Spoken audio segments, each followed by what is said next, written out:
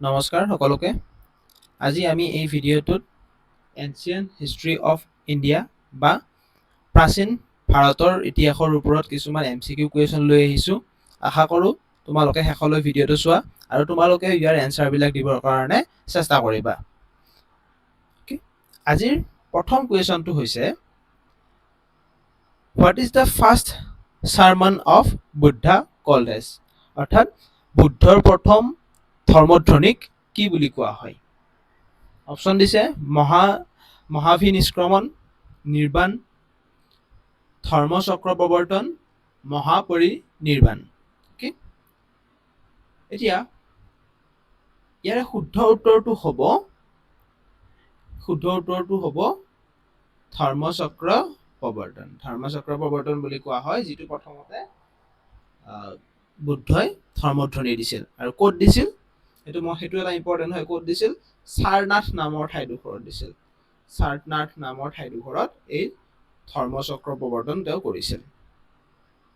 এতিয়া ইয়াতে যিটো আছে মহাভিনিষ্ক্ৰমণ, সেইটো মানে কি? সেইটো হৈছে এই মহাভিনিষ্ক্ৰমণ মানে হৈছে এই যিটো তেওঁ ঘৰ এৰাৰ যিটো মানে ঘটনা আছিল সেইটো কোৱা হয়। নিৰ্বাণ মানে হৈছে তেওঁ জ্ঞান লাভ যে কৰিছিল, বুধগয়াত যে তেওঁ জ্ঞান লাভ কৰিছিল, সেই তাক কোৱা হয় নিৰ্বাণ বুলি কেনে। আৰু মহাপৰিনিৰ্বাণ মানে হৈছে তেওঁৰ মৃত্যুক মহাপৰিনিৰ্বাণ বুলি কেনে কোৱা হয়। Next question, name of the clan Buddha belong to, অৰ্থাৎ বুদ্ধ কোনটো বংশৰ অন্তৰ্গত আছিল? অপশ্যন লিছবি, চাক্য, ফাৰাড, মৌৰ্য। ইয়াৰে শুদ্ধ উত্তৰটো হ'ব লিছবি। বুদ্ধ লিছবি বংশৰ এজন লোক আছিল। Next question, which of the following is not a sect of Buddhism, অৰ্থাৎ তলৰ কোনটো বুদ্ধ ধৰ্মৰ পন্থ নহয়? অ'কে, অপশ্যন দিছে মহাযান, দিগম্বৰ, বজ্ৰযান, হীনযান। এতিয়া মহাযান, বজ্ৰযান আৰু হীনযান হৈছে বুদ্ধ ধৰ্মৰ এটা পন্থ। কিন্তু এই দিগম্বৰটো বুদ্ধ ধৰ্মৰ পন্থ নহয়, এইটো হৈছে জৈনিজিমৰ লগত জড়িত। জৈন ধৰ্মৰ লগত এইটো জড়িত।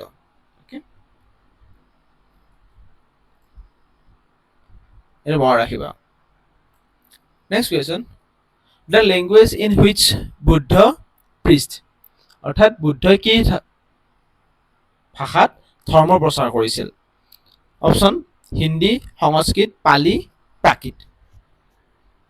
ইয়াৰে শুদ্ধ উত্তৰটো হ'ব পালি, অৰ্থাৎ বুদ্ধই পালি ভাষাত ধৰ্ম প্ৰচাৰ কৰিছিল। Next question, who among the following was the first Tirthankara of Jainism, অৰ্থাৎ নিম্নলিখিত সকলৰ ভিতৰত জৈন ধৰ্মৰ প্ৰথম তীৰ্থংকৰ কোন আছিল? এতিয়া আমি জানো যে জৈন ধৰ্মৰ টোটেল কিমানজন তীৰ্থংকৰ আছিল? 24জন তীৰ্থংকৰ আছিল, হয়নে? আৰু শেষৰজন আছিল মহাবীৰ জৈন। মহাবীৰ জৈন আছিল শেষৰজন তীৰ্থংকৰ। এতিয়া 1 নম্বৰজন অৰ্থাৎ প্ৰথমজন তীৰ্থংকৰ কোন আছিল আমাক সুধিছে। ইয়াতে শুদ্ধ উত্তৰটো হ'ব ঋষভদেৱ। ঋষভদেৱ আছিল প্ৰথমজন তীৰ্থংকৰ। এতিয়া মহাবীৰ আছিল 24th নম্বৰ আৰু এই পাৰ্শ্বৱনাথ আছিল 23rd নম্বৰ। এইকেইটা মনত ৰাখিবা।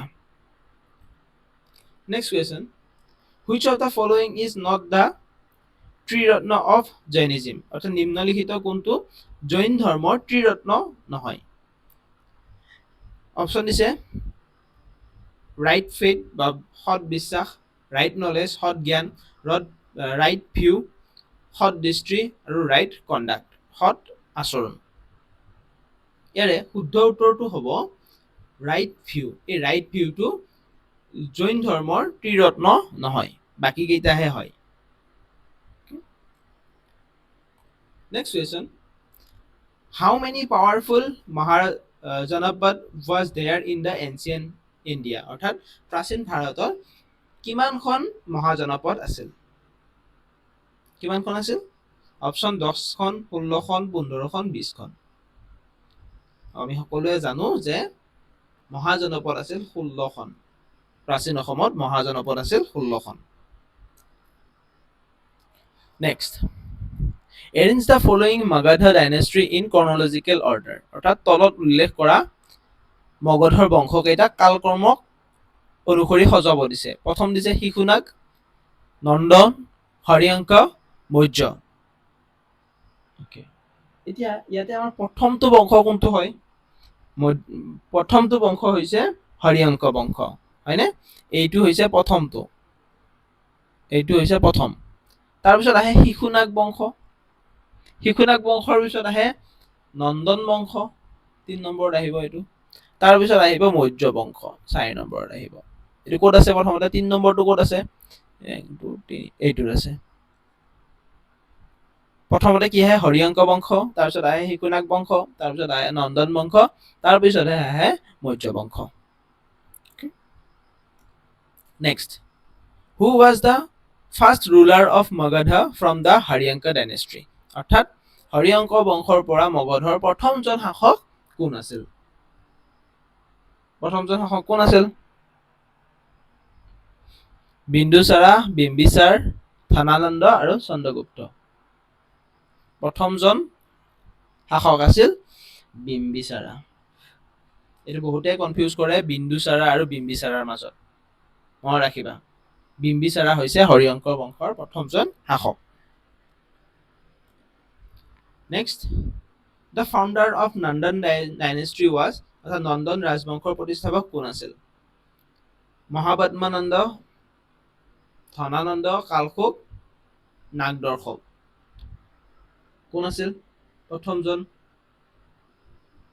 প্ৰতিষ্ঠাপক আছিল মহাপদ্মানন্দ আছিল প্ৰথম মানে নন্দন বংশৰ প্ৰতিষ্ঠাপক আৰু লাষ্টজন কোন আছিল শেষৰজন ৰজা আছিল ধনানন্দ এইটো মনত ৰাখিবা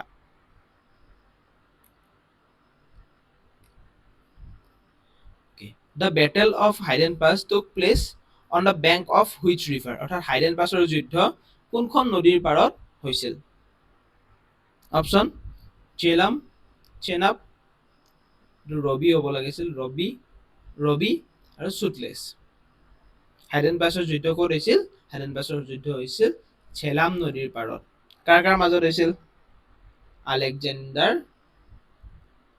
আলেকজেণ্ডাৰ আৰু কাৰ মাজত পৰাছৰ মাজত পুৰুৰ মাজত এটা কিমান চনত এই যুদ্ধখন হৈছিল তোমালোকে মোক কমেন্ট সেকশনত জনাবা এই যুদ্ধখন কিমান চনত হৈছিল তোমালোকে মোক কমেন্ট সেকশনত জনাবা next who was the author of Mudrarakshasa অৰ্থাৎ মুদ্ৰাৰাক্ষকৰ ৰচক কোন আছিল আমাক সুধিছে মুদ্ৰাৰাক্ষকখনৰ কিতাপখনৰ ৰচক কোন আছিল আমাক সুধিছে অপচন দিছে বিশাখাদত্ত মেগাস্থেনিছ চাণক্য পানিনি ইয়াৰ শুদ্ধ উত্তৰটো হ'ব বিশাখাদত্ত মুদ্ৰাৰাক্ষকৰ ৰচক আছিল Vishakhadatta next who was the ambassador sent to the court of Chandragupta Maurya by Greek ruler of West Asia Secundus Nicator অৰ্থাৎ পশ্চিম এছিয়াৰ গ্ৰীক শাসক সেকুলাছ নিকেটৰে চন্দ্ৰগুপ্ত মৌৰ্যৰ দৰবাৰলৈ পঠোৱা ৰাজদূত কোন আছিল অপচন আছে আলেকজেণ্ডাৰ বিশাখাদত্ত মেগাস্থেনিছ আৰু মিলিন্দ কোনটো হ'ব কাক পঠাইছিল চেলুনাছ নিকেটৰে পঠাইছিল মেগাস্থেনিছক পঠাইছিল চেলুনাছ নিকেটৰে চন্দ্ৰগুপ্ত মৌৰ্যৰ ৰাজসভালৈ আৰু তাতে আহি কেনে তেওঁ কোনখন কিতাপ লিখে ইণ্ডিকা নামৰ কিতাপখন লিখে Indica Next question. What was the main center of education during the period of Maurya Empire? অৰ্থাৎ মৌৰ্য সাম্ৰাজ্যৰ সময়ত শিক্ষাৰ মূল কেন্দ্ৰ কি আছিল অপচন বুধগয়া তক্ষশিলা নালন্দা আৰু বৃন্দাবন মৌৰ্য সাম্ৰাজ্যৰ সময়ত তেওঁলোকৰ শিক্ষাৰ মূল কেন্দ্ৰ আছিল তক্ষশিলা আছিল তেওঁলোকৰ মূল শিক্ষাৰ কেন্দ্ৰ আৰু গুপ্তসকলৰ সময়ত আছিল নালন্দা বিশ্ববিদ্যালয় next who among the following was the author of Mahabhashya অৰ্থাৎ নিম্নলিখিত সকলৰ ভিতৰত মহাভাষ্যৰ ৰচক কোন আছিল অপচন পাণিনি কালিদাস চৰক পতঞ্জলি ইয়াৰে শুদ্ধ উত্তৰটো হ'ব পতঞ্জলি পতঞ্জলি আছিল মহাভাষ্য নামৰ গ্ৰন্থখনৰ ৰচক next who was the founder of Kanva dynasty অৰ্থাৎ কানভা বংশৰ প্ৰতিষ্ঠাপক কোন আছিল অপচন পুষ্যমিত্ৰ বসুদেৱ দেৱভূতি ৰুদ্ৰৰমান কানভা বংশৰ প্ৰতিষ্ঠাপক আছিল বসুদেৱ কানভা আছিল কানভা বংশৰ প্ৰতিষ্ঠাপক তেওঁ কাক হত্যা কৰি ফেলে ৰজা হৈছিল শুংগ ডাইনেষ্টিৰ যিজন দেৱভূতি নামৰ এই দেৱভূতি আছিল শুংগ ডাইনেষ্টিৰ লাষ্টৰজন ৰজা এই বসুদেৱে এই দেৱভূতিক হত্যা কৰি কেনে তেওঁ ৰজা হৈছিল next which of the following ruler introduced Saka era অৰ্থাৎ নিম্নলিখিত কোনগৰাকী শাসকে শক যুগৰ প্ৰৱৰ্তন কৰিছিল অপচন মিলিন্দ চন্দ্ৰগুপ্ত কনিষ্ক সমুদ্ৰগুপ্ত শক এৰা বা শক যুগৰ প্ৰতিষ্ঠা কৰিছিল কনিষ্ক যেতিয়া ৰজা হৈছিল তেতিয়াৰ পৰা শক যুগ আৰম্ভণি হয় next question which of the following ruler introduce the Gupta era অৰ্থাৎ নিম্নলিখিত কোনগৰাকী শাসকে গুপ্ত যুগৰ প্ৰৱৰ্তন কৰিছিল এতিয়া চোৱা এটা অপচন দিছে কুমাৰগুপ্ত প্ৰথম চন্দ্ৰগুপ্ত আৰু সমুদ্ৰগুপ্ত এতিয়া এনেই যদি আমাক যদি সোধে যে গুপ্ত ডাইনেষ্টি বা গুপ্তৰ বংশৰ কোনে প্ৰতিষ্ঠা কৰিছিল তেতিয়াহ'লে উত্তৰটো হ'ব শ্ৰীগুপ্ত কিন্তু ইয়াতে যিহেতু সুধিছে যে গুপ্ত যুগৰ বুলি কেনে কৈছে গুপ্ত যুগৰ তেতিয়াহ'লে আমাৰ ইয়াৰ এনসাৰ হ'ব প্ৰথম চন্দ্ৰগুপ্তৰ পৰা গুপ্ত বংশৰ প্ৰৱৰ্তন হৈছিল গুপ্ত যুগৰ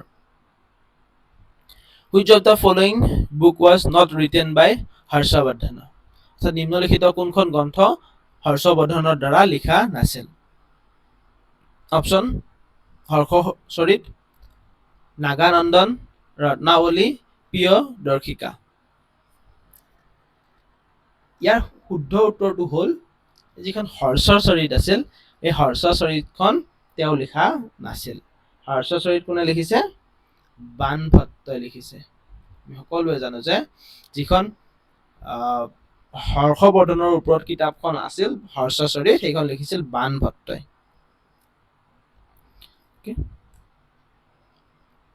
নেক্সট আৰু আজিৰ এই ক্লাছটোৰ শেষৰটো কুৱেশ্যন আশা কৰোঁ তোমালোকে ভিডিঅ'টো চাই কেনে ভাল পাইছা আৰু তোমালোকে নিজে কিমানটা ইয়াৰ এনসাৰ পাৰিছা মোক কমেন্ট সেকশনত জনাবলৈ নাপাহৰিবা হ'ব Which of the following Chinese pilgrim came to India during the reign of Harshavardhana অৰ্থাৎ নিম্নলিখিত কোনজন চীনা পৰিব্ৰাজক হৰ্ষবৰ্ধনৰ দিনত ভাৰতলৈ আহিছিল অপচন ফাহেন হিউৱেনচাং ইচাং আৰু মেগাষ্টেনিছ ইয়াৰে শুদ্ধ উত্তৰটো হ'ব হিউৱেনচাং হৰ্ষবৰ্ধনৰ সময়ত ভাৰতলৈ আহিছিল আৰু সেই সময়ত কামৰূপৰ ৰজা কোন আছিল ভাস্কৰ বৰ্মন আজিলৈ এই ভিডিঅ'টো ইমানেই আছিল আশা কৰোঁ সকলোৱে ভাল পাইছা তোমালোকে মাত্ৰ মোক নিজে নিজে কিমানটা কুৱেশ্যন কৰিব পাৰিছা সেইটো জনাবলৈ নাপাহৰিবা থেংক ইউ